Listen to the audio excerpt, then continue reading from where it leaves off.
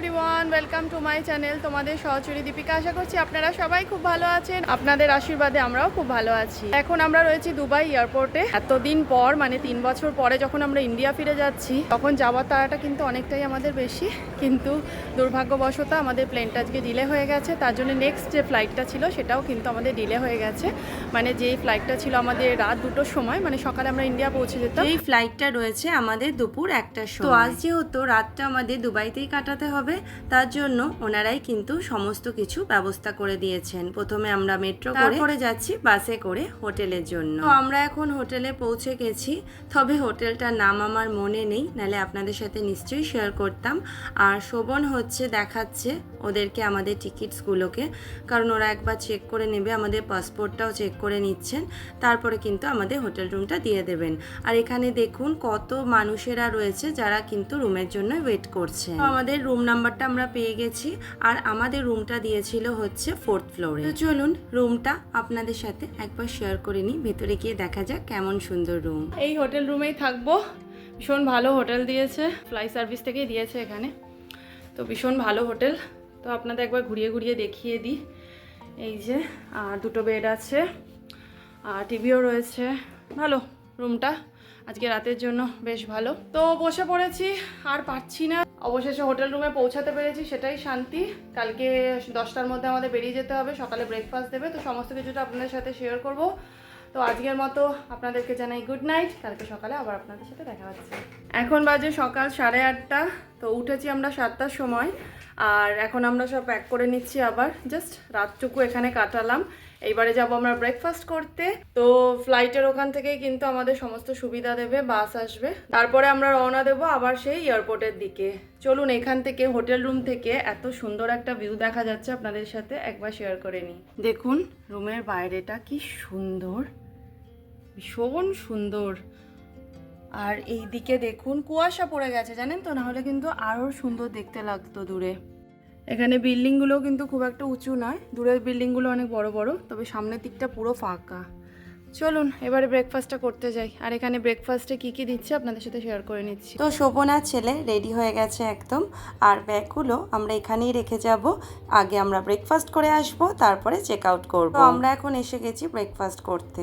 মাম্মা একদমই কিছু খেতে চাইছিল না, কারণ মোটে 2 ঘন্টা আমাদের ঘুম হয়েছে, আর সেই জন্যই ও ভীষণ খ্যান করছিল, ওর যেন কিছুই ভালো লাগছিল না। হোটেলের ব্রেকফাস্ট ভীষণ ভালো, অনেক কিছু রয়েছে, বাট সকালে তো এত কিছু খাওয়া সম্ভব নয়। খুবই ভালো ব্রেকফাস্ট, আর অনেক দিন পরে একটা ইন্ডিয়ান টাচ পাচ্ছি ব্রেকফাস্টে। আর এখানে দেখুন কফিও রয়েছে, শোভন এনে দিল। ব্রেকফাস্ট করে নেওয়ার পরে আমরা হোটেল থেকে চেক আউট করব। কি নিয়ে আসলে? এই যে আমি এনেছি চিকেন সসেজ, আর এটা হচ্ছে স্ক্রাম্বল এগ, স্যালাড, শসা, এটা হচ্ছে গ্রিল মাশরুম, আর হচ্ছে বয়েলড এগ। আর এখানে কিন্তু ব্রেকফাস্ট ভীষণ ভালো, মানে আমাদের যেগুলো আমরা খেতে পছন্দ করি সেই সমস্ত কিন্তু অনেক অনেক খাবার রয়েছে।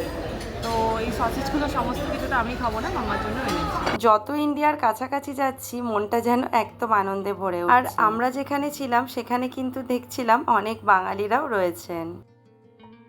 কেমন লাগছে? দারুণ একটা অভিজ্ঞতা।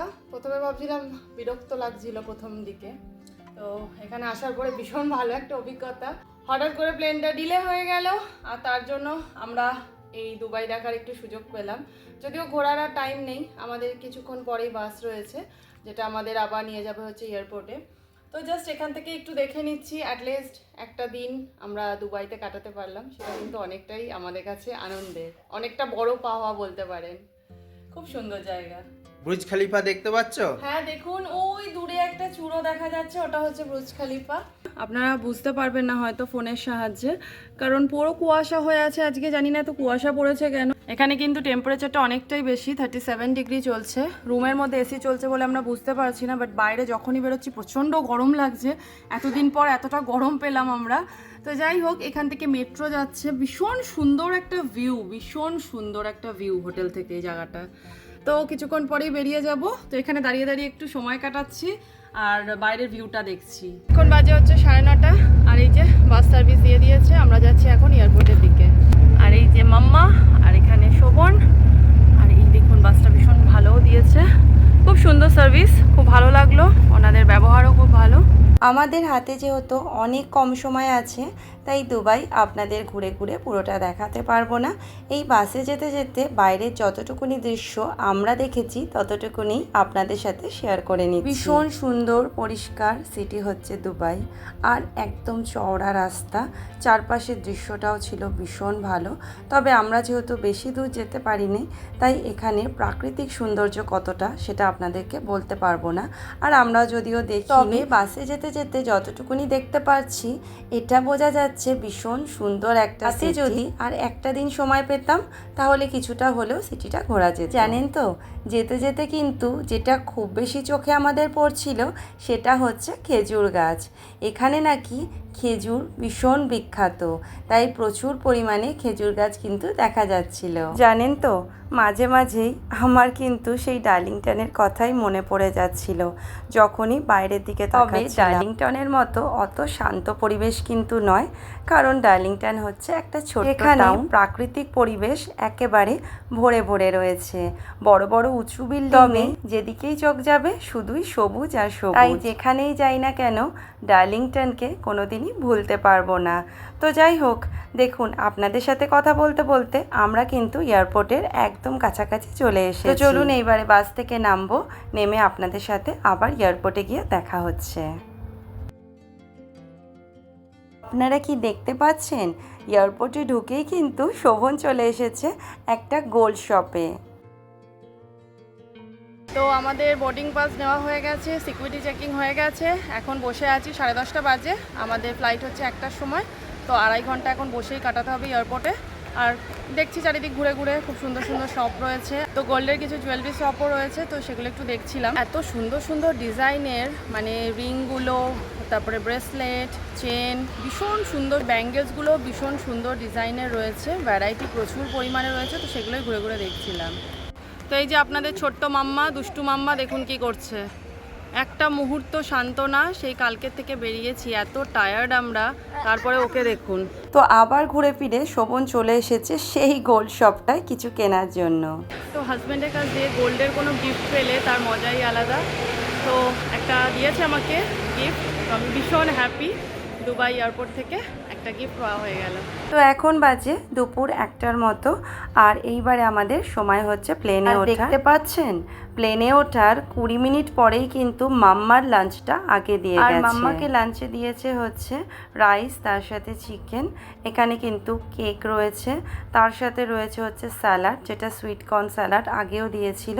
এখানে অ্যাপেল জুস রয়েছে, তার সাথে রয়েছে হচ্ছে ব্রেড, আর রয়েছে চিজ। তো মাম্মা লাঞ্চটা খেয়ে নিচ্ছে, আর দেখতে দেখতে কিন্তু আমাদের লাঞ্চটাও দিয়ে গেছে। আজকে আমাদের লাঞ্চে রয়েছে পোলাও, আর তার সাথে রয়েছে নারকেল চিংড়ি। খেতে কিন্তু এটা ভীষণ ভালো ছিল। আছে সুইট কর্ন স্যালাড, কেক, তার সাথে আছে ব্রেড, চিজ, আর ছিল আচার। 2 দিনের টানা জার্নির পরে আমরা অবশেষে এসে পৌঁছেছি কলকাতায়। তো এখন ট্রলি কালেক্ট করছি, এটা করতেই আমাদের মোটামুটি 8 ঘন্টা থেকে 40 মিনিট লাগবে। তো ট্রলিটা নিয়ে একদম রওনা দেবো আমার বাপের বাড়িতে। তো 1.5 ঘন্টা পর সমস্ত ট্রলি আমরা পেয়ে গেছি, টোটাল 10খানা ব্যাগ আর ট্রলি মিলিয়ে। আর মা বাবা দাঁড়িয়ে আছে বাইরে, মানে আমার বাবা মা, আর নাতিকে দেখার জন্য মানে প্রচণ্ড অপেক্ষায় রয়েছে কখন নাতির সামনে যাবে। প্রায় 3 বছর পর নাতিকে দেখছে, অনেকটাই ছেলে বড় হয়ে গেছে। তো চলুন সেই মুহূর্তটা আপনাদের সাথে শেয়ার করে নিই।